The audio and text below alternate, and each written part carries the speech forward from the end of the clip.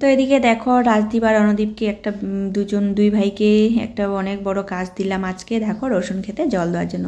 তো এদিকে দেখো কাকার বাড়ি থেকে মোটরের পাইপটা নিয়ে আসলো, পাইপটা একটু ছোট হয়ে গেছে, তো যাই হোক একদম রসুন ক্ষেত বরাবর ওখানেই চলে গেছে। তো এদিকে রাজদীপ মোটরের পাইপটা সেট করে তারপরে মোটরটাকে চালু করে দিল। আমি বললাম ওইখানে যা, এখানে দেওয়ার কোনো দরকার নেই, কারণ ওখানে ভাই আছে।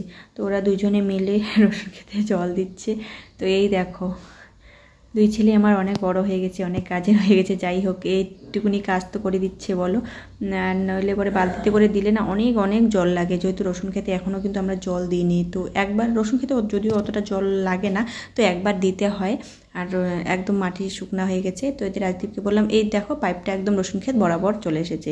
তো এখান থেকে যত দূর যায় আর কি, তো মোটামুটি ভালোই সম্পূর্ণ খেতে দেওয়া হয়ে গেছে। আর পাইপটা আর একটু বড় হলে সুবিধা হতো, চারপাশে সুন্দর করে জল দেওয়া যেত। আর এই দেখো এই কাছে তো জলটা বেশি পড়তেছে, আর দূরে একটু যেতে চায় না, ওই আর কি যত দূর যায়। তো এদিকে দেখো রণদীপ চিৎকার করতেছে, দাদা এবার তুই অনেকক্ষণ ধরে জল দিলি, এবার আমাকে দাও। তো যাই হোক ওরা দুই ভাই মিলে, আমি বললাম মিলেমিশে দে, তুই তো ছোটো আছিস পারবি না, তো দাদা দিক, এখানে দাদার পাশে দাঁড়িয়ে দাঁড়িয়ে দেখো। তো এদিকে চলো আমি রাজদীপকে বললাম যে আমিও বালতিতে করে ওই দিকটাতে ক্ষেতটা আছে না, ওই দেখো এই পাশে, তো এই দেখো বেগুন ক্ষেত আর ওই যে কপি ক্ষেতটাতে তো জল দিতে হবে।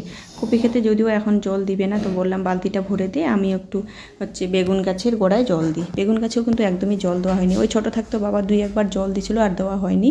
তো সার দেওয়া হয়েছে। এই দেখো লোকাল বধু, আর একটা দেখো কি শাক বলো তো, এটা তোমরা চিনতে পারছো কি না, এটা হচ্ছে ডিমা শাক। অনেকে ডিমা শাক বলে, গিমা শাক বলে, তিতা শাক বলে, যেটা খেতে দারুণ লাগে। তো এই আমাদের এই রসুন খেতে কিন্তু প্রতি বছরই হয়। দেখো কত বড় ঝাড় হয়েছে কিন্তু, তো ওটাকে আমি উঠাইনি, জল দিয়ে দিলাম একটু। আর যখন রসুন ক্ষেতটা হয়েছে না তখন অনেক কয়টা ঝাড় আছে। আর দেখো গত বছরও কিন্তু এইভাবে সারি করে বেগুন গাছ বোনা হয়েছিল, অনেক বেগুন খেয়েছি বন্ধুরা, বর্ষা আসা অবধি। তো এবারও কিন্তু তাই। তো যদিও এবার বেগুন খাওয়াটা একটু লেটে হয়ে গেল। তো দেখো এই বেগুনটা হচ্ছে গোল বেগুন, আর এই গোল বেগুনটা না একটু আসতে অনেক সময় লাগে, দেরিতে আসে। যদি এটা লম্বা বেগুন হতো তাহলে কিন্তু তাড়াতাড়ি আসতো। দেখো প্রতিটা গাছে এত সুন্দর ফুল, আর বেগুনও কিন্তু ধরছে। তো গোবর সার দেওয়া হয়েছে, জল দেওয়া হয়নি আর। তো চলো আমি এখান থেকে বালতি করে নিয়ে যতটুকু আমি যে কয়টা গাছে দিতে পারি, একটা গাছে যদি এক বালতি করে দেওয়া যায়, বা এক বালতি না হলেও অর্ধেক বালতি করে, তাহলে কিন্তু ভালো হবে জল দেওয়াটা। আর তো ওটা তো অনেকটা সময় লেগে যাবে। তো যাই হোক আমি এই সামনের কয়টা গাছে জল দিচ্ছি। আর যে কপি গাছগুলো আছে ওগুলোতে এখন আর জল দেবো না। আর দেখো এই গাছে কত বড় বেগুন হয়েছে, নিচে দেখো বেগুনটা অনেক বড় হয়েছে। গল বেগুন না আসতে একটু সময় লাগে বন্ধুরা।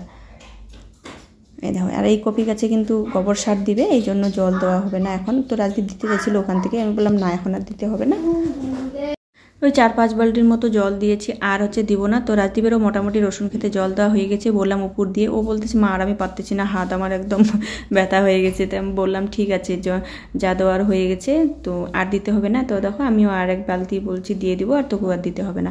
এদিকে দেখো আমি গুড়ার পাড়টা এভাবে ছিল, ওর বাবা অনেকক্ষণ গুড়ার পাড়ে গরুগুলা ছিল, তো বাবা মাঠে বেঁধে দিচ্ছে দুপুরবেলায়, সকালের পরে আর কি, ওই 11টা-12টার দিকে। তো দেখো গোবরগুলা ছিল, ভাবলাম যে গুড়ার পাড়টা ও যতটুকুনি জল দেওয়ার আছে দিয়ে নিক, আর আমি যে গোবরগুলোকে ফেলে একটু গুঁড়ার পাড়টাকে ঝাড় দিয়ে নিই। আবার বিকালবেলা এসে সন্ধ্যার আগে আগে গরুগুলো তো মাঠে থাকবে বলো। এদিকে দেখো রাজদিকে বললাম যা হওয়ার হয়ে গেছে, তো দেওয়া হয়ে গেছে, তো চলে আয়। তো এদিকে বন্ধুরা চলো বিকালবেলা দেখো রসুন খেতে জল টল দিয়ে এদিকে ঝাড়ঝাড়টা কাজ কমপ্লিট করে মাঠে বসেছিলাম। তো লেবার চলে গেল এখনই বেগুন ক্ষেত থেকে, আর রণদীপ বোতল নিয়ে গেছিলো জলের। তো চলো আমি বাড়ি যাচ্ছি এখন। টাটা। কেমন লাগলো আমার এই ছোট্ট ভিডিওটা? যদি ভালো লাগে অবশ্যই লাইক করবেন, শেয়ার করে পাশে থাকবেন। টাটা।